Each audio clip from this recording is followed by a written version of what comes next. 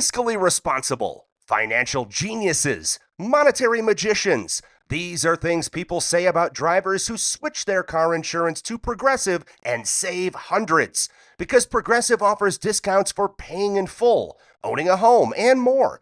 Plus, you can count on their great customer service to help when you need it, so your dollar goes a long way. Visit Progressive.com to see if you could save on car insurance. Progressive Casualty Insurance Company and Affiliates. Potential savings will vary. Not available in all states or situations.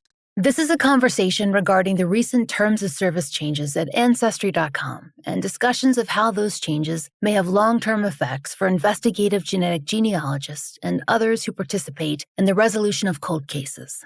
We recognize that Ancestry is a private company that may change their terms of service at any time. However, we also want to provide space for this conversation and the possible ramifications regarding cold cases in what is still a new field of forensic investigation.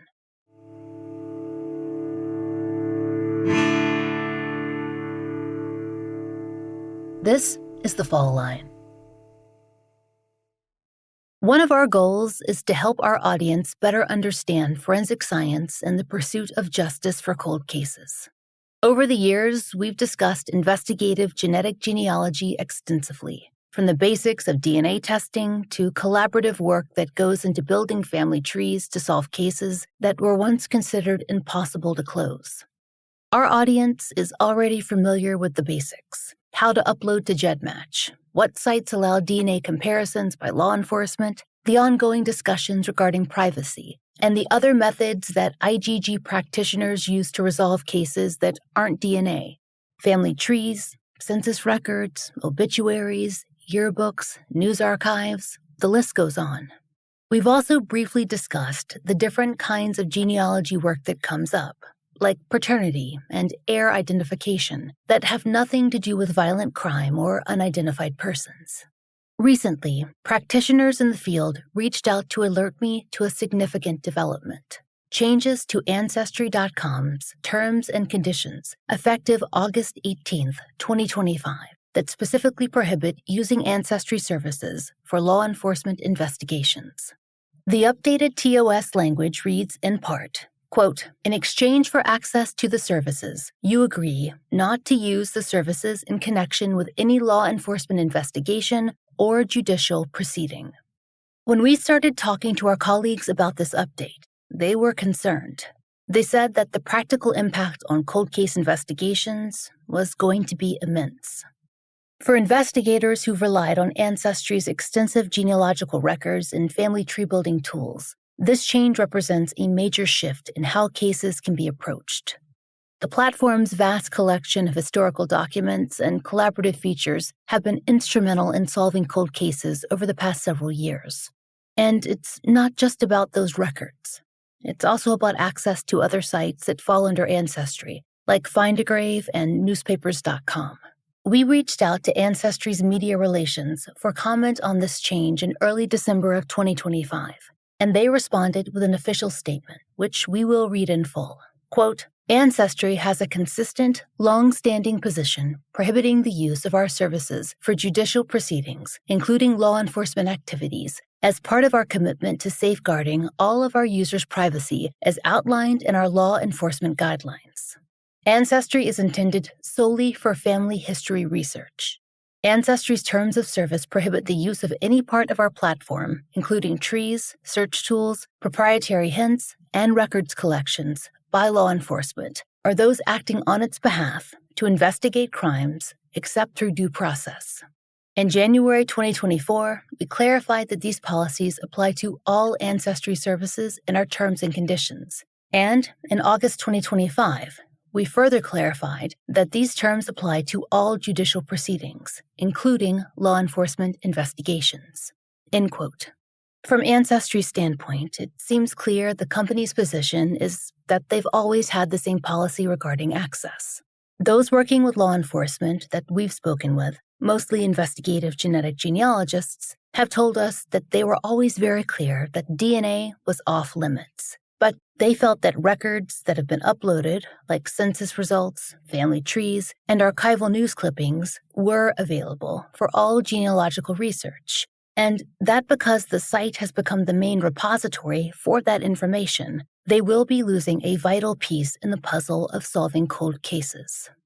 We also want to note that when we began working on this story, there was no media coverage of the issue. However, on the day I interviewed our colleague Cairenn Binder, the New York Times came out with an article on the subject, which featured quotes from major names in the field, like C.C. Moore.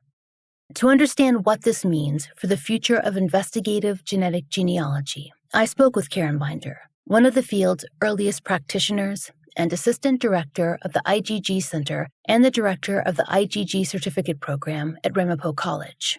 Cairenn has been working in this space since 2018, and she's watched the landscape evolve from the beginning, making her uniquely positioned to discuss both the immediate implications of this change and what it might mean for the field going forward. She's the first person that I personally spoke to when I heard about these changes.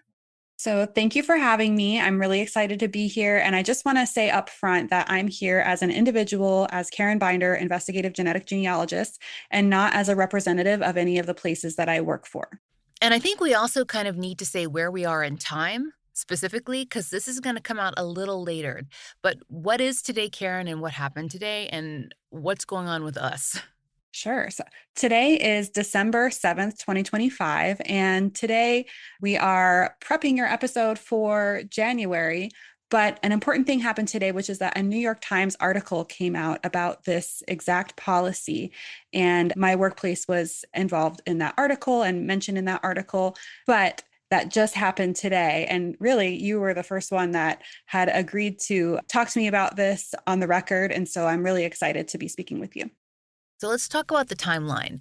When did these new restrictions first appear in Ancestry's terms of service? And then when did the enforcement begin? Let's understand what they are, how they affect you, and when they really came into enforcement. The biggest change to Ancestry's terms of service that impacted the field of investigative genetic genealogy happened in August of 2025. So prior to August of 2025, there was some language about law enforcement and about judicial proceedings in Ancestry's terms of service, but those clauses were very broad, and it seemed to indicate that they were in the DNA section of the terms of service. So what was added was this statement in connection with any law enforcement investigation or judicial proceeding that specified use of the site. So if you use the Ancestry site, ancestry.com, or the other smaller companies that they own, like newspapers.com and Find a Grave, that would be violating the terms of service of Ancestry. So that was the big change that happened, again, in August of 2025. So very, very recently. Enforcement began, I can't say for sure, except for, my firsthand knowledge. I know that it has been enforced to at least one organization in November of 2025. And I have heard through the grapevine that it has been enforced to several organizations. I think first a statement I kind of have to make to our listeners, and we've said this before, but I think I need to reinforce that. To my knowledge, in all of the years I've been aware of investigative genetic genealogy, we've all been very clear the DNA was not available for use. So it's been use of records, it's been use of public family trees, it's been use of public census data that was uploaded, all the things that I also use for my research, correct? Correct. So that was what y'all were using. People can go back and listen to older episodes of the Fall Line where we're introducing the different databases that can be used, like GEDmatch and Family Tree DNA and DNA Justice. Ancestry DNA is not something that we can use in investigative genetic genealogy and has never been. So we're talking about just the public records section of the site. And I just wanted to make that very clear because people who may be newer might be hearing this and going, well, you shouldn't be using DNA in the first place. Ancestry DNA is not an opt-in database. So it would be public records. And I also want to stress that because some of the public records that are available on Ancestry's smaller sites are public records that have been uploaded by genealogists. Am I correct there? Absolutely. I'm a Find a Grave volunteer, and I have been for years. Find a Grave is a user sourced website. So Find a Grave, before it was even owned by Ancestry, it has been a site where, you can visit your local cemetery and take photographs of the graves and transcribe the text that's on them, try to figure out the relationships of the different people that are buried in a cemetery near you. And so volunteers upload all of that information to the site, and then it can be seen by other people. So now in IGG, some of the records that I have actually uploaded myself to Find a Grave, I can no longer access as part of my work. So to me, it seems shocking that I wouldn't be able to use the very data that I added to the site for the purposes of being able to share it with the public.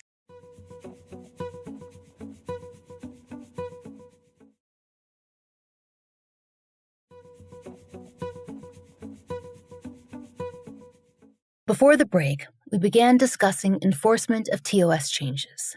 But Cairenn told me that for professionals, carefully reading and abiding by terms of service is something that they must stay abreast of and follow to the letter, because noncompliance can affect a cold case. That meant the sudden cessation of work that had already been underway. For an investigative genetic genealogist to be in compliance with terms of service of Ancestry.com, they shouldn't be using it at all, because it says it cannot be used with any law enforcement investigation or judicial proceeding. So just using it, that would already be against the terms of service. So for an IGG practitioner to adhere to terms of service of the websites that they use, they can't use it anyway. Ancestry is also enforcing this, to my knowledge, by removing accounts that they find to be in violation of this policy. So users could actually lose access to their account and lose the account entirely if they are known to be violating this policy and Ancestry.com chooses to enforce it. Talk about being in violation of this policy. The quote that I have is in connection with any law enforcement investigation or judicial proceeding. And that's what you mentioned as well before. How broad is this language in practice? It is extremely broad, because any law enforcement investigation or judicial proceeding covers a lot of stuff that is not investigative genetic genealogy. I'm one of the authors for the book Forensic Genealogy, Theory and Practice. And while I contributed to a chapter about IGG, there were lots of other chapters about things like heir hunting, oil and mineral rights, immigration. So, people that need to prove in judicial proceeding that they are of descent from a specific country so that they can obtain a visa or a passport for another country. So there's lots and lots of judicial proceedings that are not IGG, and Ancestry.com has been used for years in those types of proceedings. Another is paternity. There have been people that entered Ancestry.com DNA test results in the court of law as part of their judicial proceeding to order further DNA testing. And so all of those things, in my understanding of the current terms of service, would be violations of the terms of service. And another big one is unidentified human remains. Even after reading this new change in the terms of service, I thought my interpretation of it was that unidentified human remains, where the case is being managed by a medical examiner coroner, would still be fair game to research using Ancestry.com, because it's not law enforcement that is investigating the case. But it seems that this is also believed to be a violation of the terms of service per Ancestry.com's interpretation of it. So that's another thing that will be impacted by this change. So any medical legal professional, including cases that are with forensic anthropologists as well. Correct. And beyond DNA databases, these restrictions are also going to affect, like you mentioned, access to historical records, newspapers, so newspapers.com. And I think because people think so much about DNA, they don't realize how crucial those other records are to your work, although it's something we've talked about before. How often are you using other records to solve cases that have nothing to do with DNA? Oh, every single case. The DNA is just where we start. So we use the GEDmatch and Family Tree DNA and DNA Justice databases to get the list of genetic relatives to the person that we're trying to identify. And then once we see that list of genetic relatives, our job is to just build their family trees. And so all of that family tree building comes from things like census records, public records that are birth and death index records, Find a Grave, newspapers.com, obituaries that we find online. All of that tree building stuff, the actual genealogy, comes from these public records. And so without them, it's crippling. We can do it with other websites, but Ancestry.com made it so much faster. And their newspapers.com site has a lot more newspapers than other newspaper sites do. Find a Grave certainly is the most comprehensive database of grave sites and, transcription of what is on grave markers. And it also contains obituaries. There's just a huge amount of information contained on all of those sites. And having no access to it is really crippling for IGG work. So I know you just mentioned cases involving unidentified human remains. It's something we talk about a lot on the show, and how hard it can be to get someone identified. So with these new changes to terms of service, can you walk me through how these new restrictions affect active unidentified remains cases without compromising any ongoing investigations? Absolutely. This should be easy because I've been really going through it the last few weeks. The first piece is the actual tree building. So when you're building a family tree for an individual on ancestry.com, it will source records for you without you really having to search. Of course, if you're a good genealogist, you're going to vet those records and make sure that the records it's feeding you are accurate to the person whose tree you're building. But it's very good. Like, its algorithms are very intelligent at searching for the records that you need to perform genealogy research. So building the trees is the first part.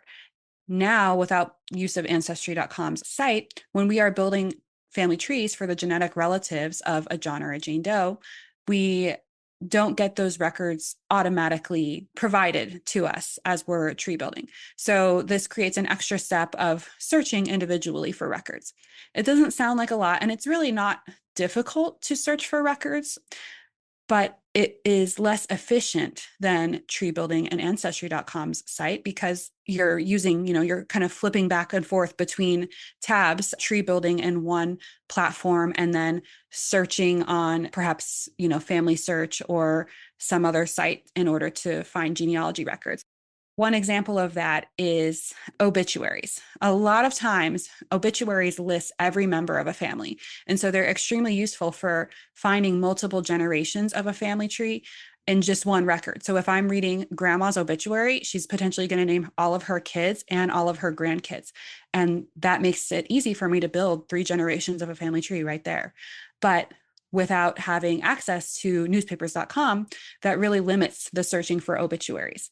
And so this affects both the ascendancy research, which is where we're building the family trees of genetic relatives of an unidentified remains case, and also the descendancy research. So that's where we're trying to find the unidentified person in the genealogy records of their family. So once we've sort of narrowed in on a family and we're trying to count all of the different members of this family and find out who might be our John Doe or our Jane Doe, we're looking for those family records to really fill in that family tree. Things like yearbooks, things like obituaries, things like census records that name all the individuals of the family.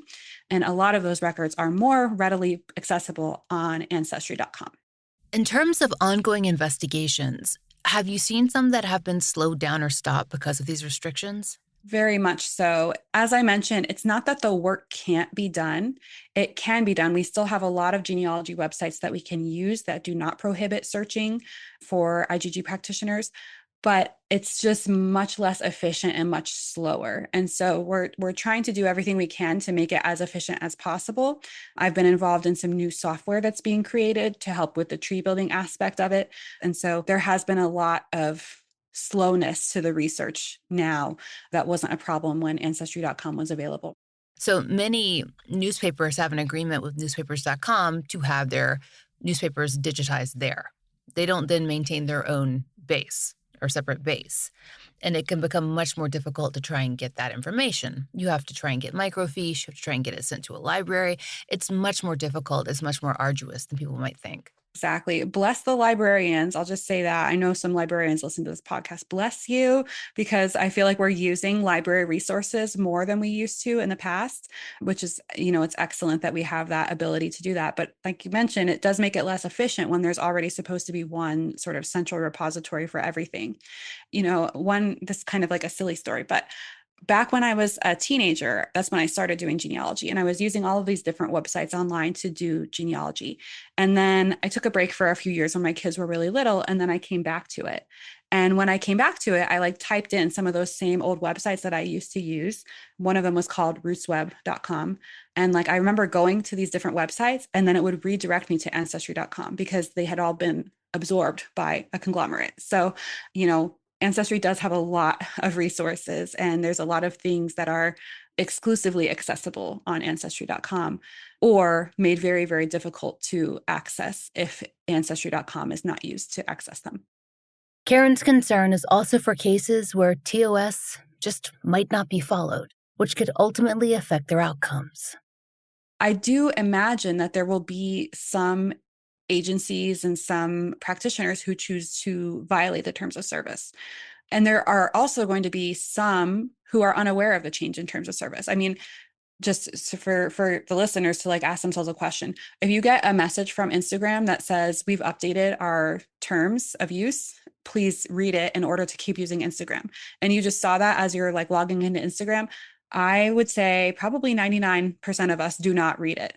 And so I imagine that's been kind of the same thing with ancestry.com terms of service. There's probably some people that are unaware of this change. I mean, there have been agencies that are publicly okay with violating terms of service for sites. We've seen that in some cases that have gone through the court system publicly, and it was well known that there were terms of service violated for things like MyHeritage DNA services.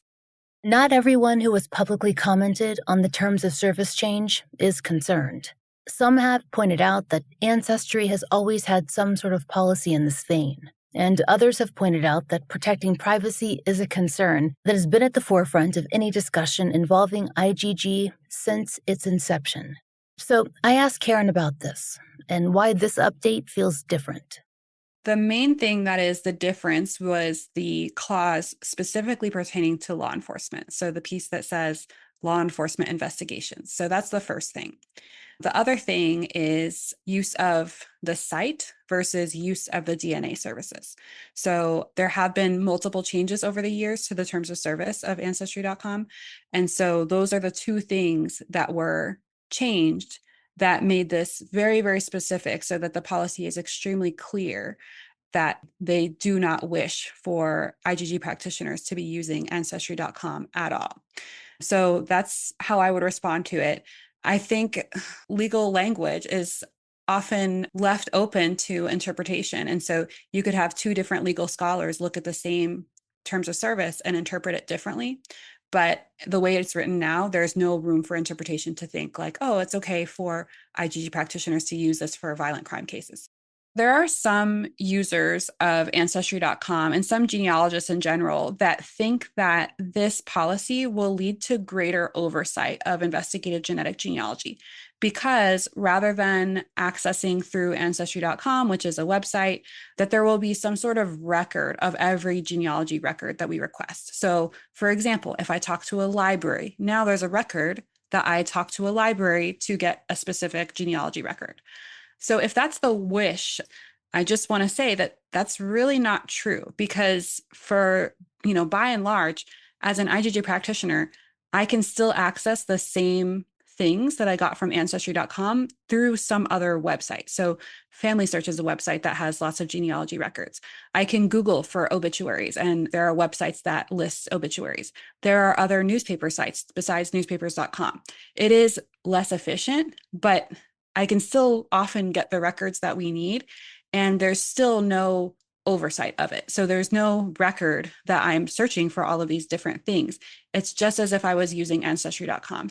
And then besides that, I would argue that it might even create less transparency and oversight because it encourages IGG practitioners that want to continue using ancestry.com in violation of the terms of service now will be more secretive about having an account that they use for ancestry.com. So I really think that people will not get their wish. And in fact, it will discourage being transparent and open about what sites we're using to search for records.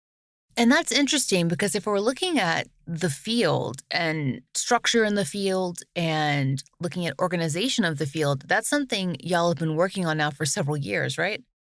Absolutely. We started out as just like a ragtag gang of genetic genealogists that wanted to solve some cold cases. And we were pioneered by amazing women who started doing this and very quickly moved to legitimize the field. And so we're working through all of that. We're having some big growing pains where we're building the structure of how we hold ourselves and one another accountable for the work that we do. We're watching cases move through the court system.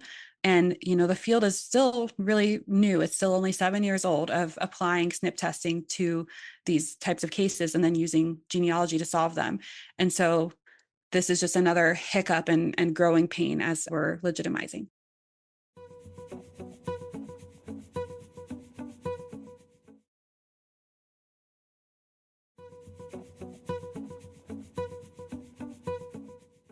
A lot of what's gathered on the website, and has been really convenient in my research, is what is essentially public information, although it often isn't readily accessible without some effort on the part of researchers.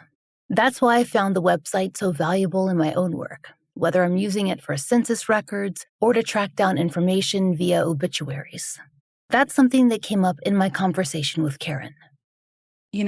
Ancestry.com can make agreements with states and counties to digitize and host their public records. And the benefit for those municipalities or states is that now their records are getting digitized, which is great, and they're being made available to the public, which is great. And the benefit for Ancestry is now they have a collection of records that no one else has. And then the drawback for IGG practitioners is now those records have been made public for everyone except for IGG practitioners or people that are involved in judicial proceedings. So now there is exclusive access. If I were to call that state or that county, don't you think their response to me would be, oh, yes, yeah, we have our records digitized on Ancestry.com, so I don't need to scan it for you.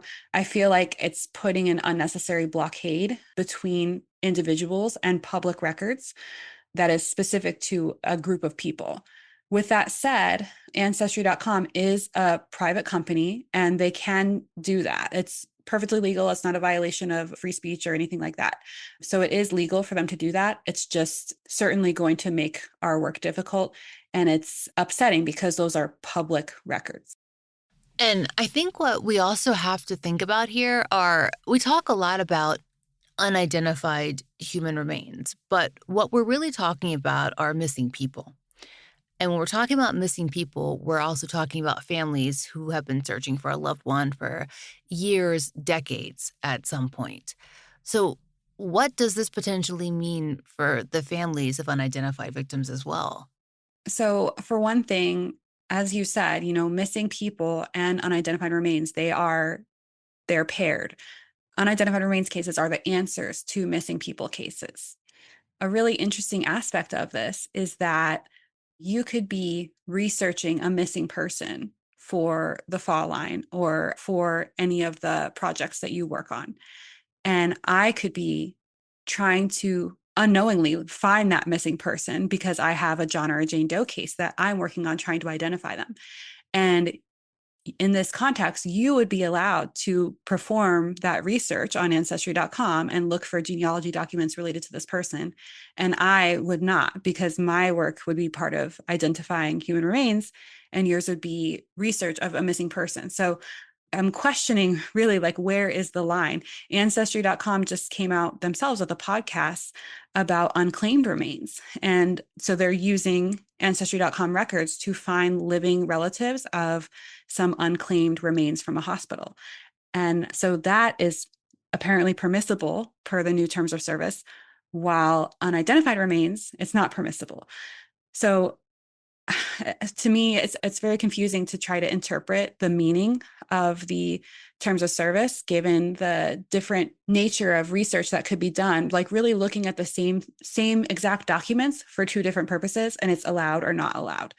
So I guess that's my feeling on it, is that it's unnecessarily confusing and prohibitive and will slow the answers for families that are waiting for their loved ones and missing them.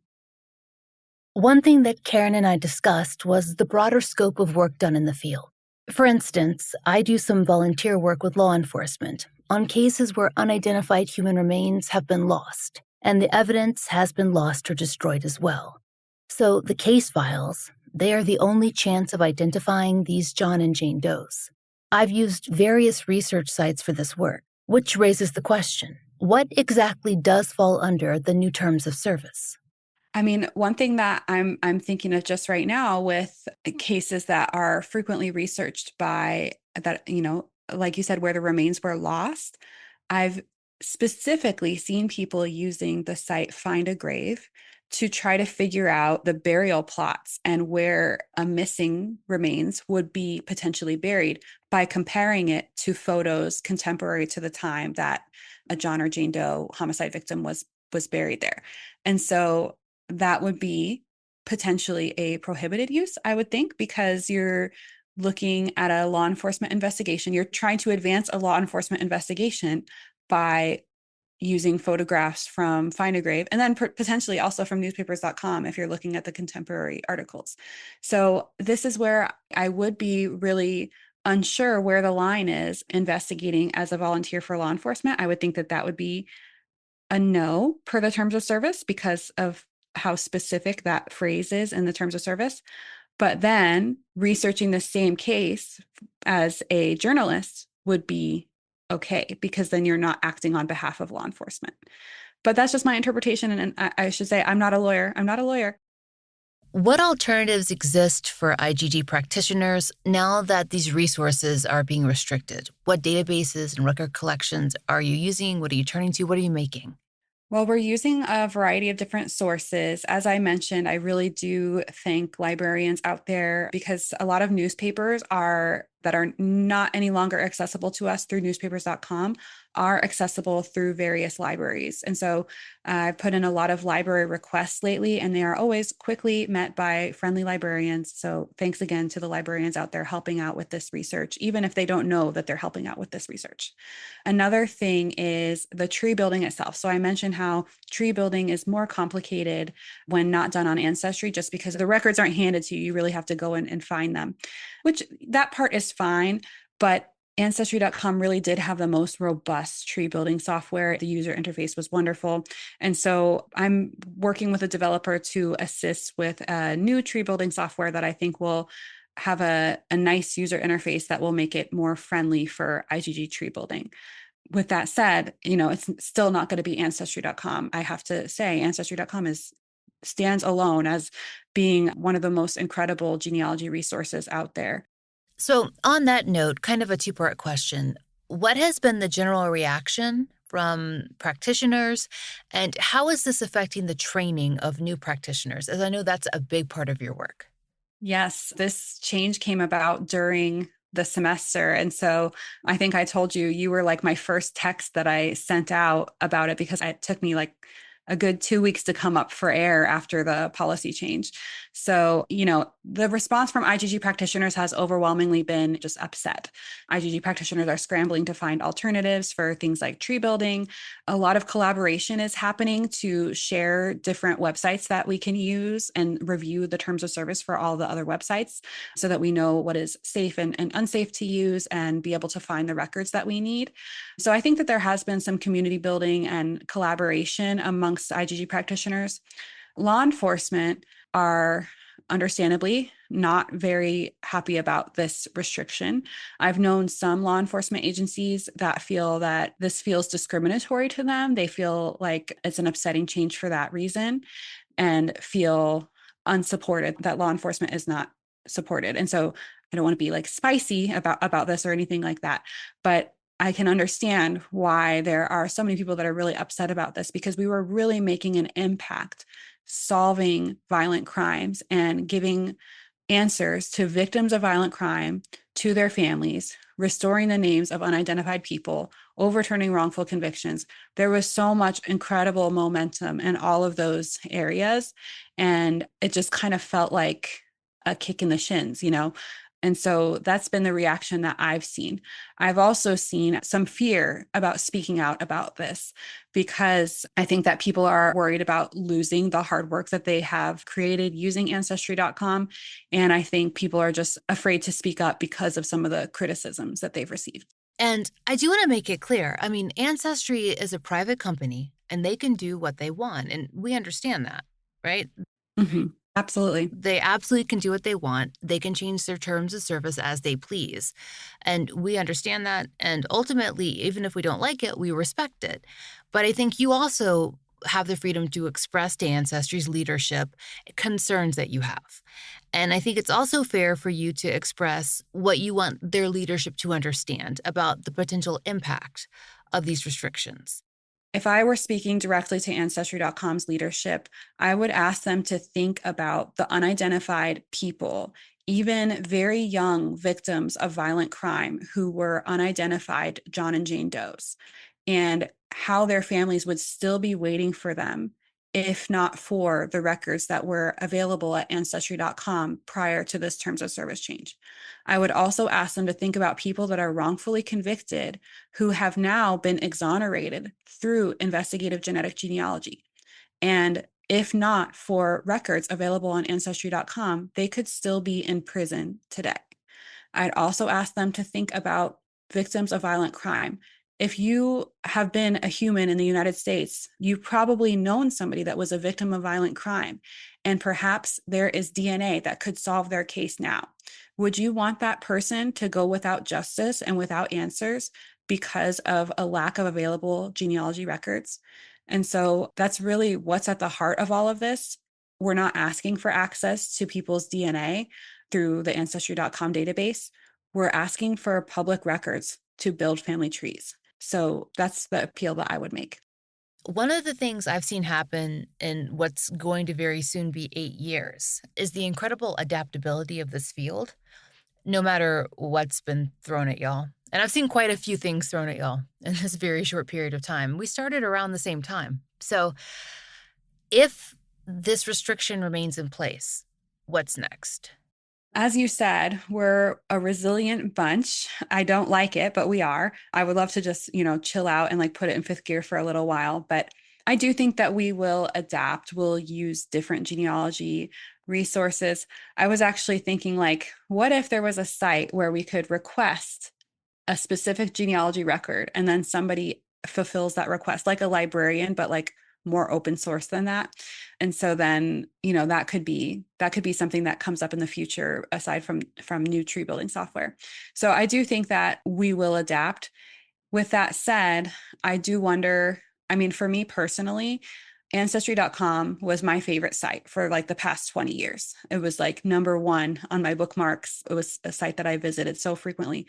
And I have such a sour taste in my mouth now when I think about the site, because I feel like it's hurting families to restrict IGG practitioners' access, knowing what I know about how IGG positively impacts families that are victims of violent crime and those that are unidentified. So I think if the restrictions remain in place, IGG will continue and press on, but we're losing such an important resource. GEDmatch.com kind of had this problem a few years ago, and their response to it was to create a specific site for law enforcement, increase the transparency of their operations, showing that there is law enforcement database access, and creating a specialized portal of entry for law enforcement. I would love it if Ancestry.com did something like that, be more transparent with users about what it's being used for, and, perhaps create a special law enforcement portal so that you can keep track of records access from law enforcement, keep track of what are the numbers of law enforcement agents that are registering for the site, or IGG practitioners in general using the site. So, in order to do research for this conversation, I really had to spend a lot of time on social media, because until this article came out today, the one that I'm really looking forward to reading as soon as I get out of this recording closet, there has been nothing written about this except between our colleagues in investigative genetic genealogy. But you've been writing really passionately about this, and something that you have said a few times really stuck with me. And it was that the dead cannot speak, and we are their only voice. And you're speaking, of course, of unidentified victims who are still waiting to be identified and reunited with their identities and thus their families. And I would love for you to elaborate a little bit on what that means in terms of this new restriction, but also I think it's a little bit of a call to action too. So I'd love for you to speak about what that means to you right now, and also perhaps what our audience can do. Absolutely. As you know, and as you've covered on your podcast, identifying human remains is a humanitarian effort. By restoring the names of the unidentified, we are able to return them to their families and make those families whole again to the best of our ability. And so there's really, if we are not pushing for that, there's nobody else to do it. We have to do it. And so that's what I'm pushing for. My actions in the past few weeks since the Ancestry Terms of Service change have been a media push, just like I'm doing right now, trying to get in touch with as much media as possible to get people aware of what's going on in our community and how our work is being slowed by this policy change. Additionally, I think that people, if they really want to take action, so the audience here, if you're willing to cancel your Ancestry.com account and tell Ancestry why you're doing it, that could make a big difference. The same way that we vote with our dollars for other causes, you can with this as well. Additionally, your state probably has public records that have been digitized and hosted by Ancestry.com. And you can write to your legislators and get in touch and let them know what's going on, that a specific subset of population that is working on unidentified remains cases and violent crime cases and wrongful convictions are being restricted from accessing those public records through Ancestry.com. So if you use your voice to speak up for the dead, that can really make an impact. And so I hope that a few people, even if just a few people that are listening to this, take action, it could make a difference. These changes are still new, and we aren't sure what they will mean for IGG and identification. But you can follow Cairenn on social media to see how practitioners are responding. And you can, as she said, get in touch with your legislators. Her specific ask is as follows, quote, "Write to the legislators that represent your region and your state's government and your state and the federal government, and let them know about the impact on this policy to unresolved cases of violent crime and unidentified human remains, and ask them to carefully consider their agreements with Ancestry.com for hosting digitized public records." Sharing the New York Times article is one way to connect with legislators and to help them understand the issue. Please emphasize that this is about public records access and not DNA. End quote. If you'd like to learn more, you can find links to Cairenn's socials in our show notes. Thanks for listening, and we'll be following to provide you with updates on our social media as well. And we'll provide you a link to that New York Times article that we mentioned as well. We'll be back in February with Season 25 of The Fall Line, where we'll be covering cases from New Mexico, Alabama, and Florida, and working with families facing long-term missing persons cases and cold case homicide investigations.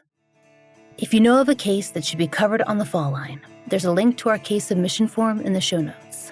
And as we said, thanks for listening. The Fall Line is an independent podcast, and we appreciate listener support. It allows us to do research, obtain FOIAs, pay our content advisors, and support and donate to the causes we care about. Our therapy fund is paid for through Patreon and Apple Premium subscriptions. If you try out the products we advertise, please use our sponsor codes. It really helps. And please take a moment to rate and review our show in your podcast app of choice. If you listen on Apple Podcasts, please be sure to check your subscription to make sure you're set for automatic downloads so that you do not miss an episode. My book, Lay Them to Rest, is out everywhere. Find out more through the link in our show notes. The Fall Line is written, hosted, and researched by Laura Norton. Interviews by Brooke Hargrove. Engineered and scored by Southern Gothic Media and Rachel Boyd. Content advisement by Vic Kennedy and Brandy C. Williams. Special thanks to Liz Lipka.